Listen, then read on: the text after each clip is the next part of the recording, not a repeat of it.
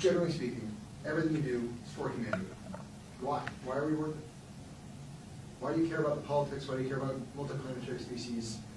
Consciousness, you mentioned that, but like, Yeah. do you ever get like, feel like that's maybe not the case or not true?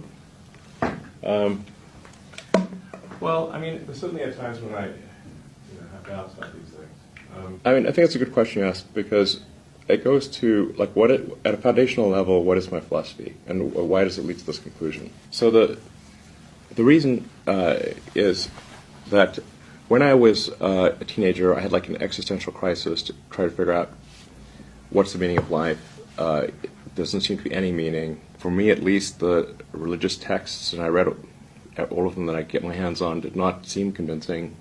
Then I started reading the philosophers.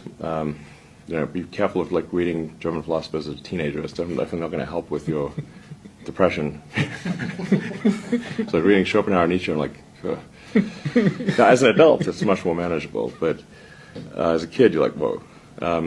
So then I was like, man, I'm just like struggling to find meaning in life here. And then I read Hitchhiker's Guide to the Galaxy, and basically what Douglas Adams was saying is that we don't really know what the right questions are to ask. Like, the question is not what's the meaning of life. In the Hitchhiker's Guide to the Galaxy, in the Earth, it turns out, is a big computer that's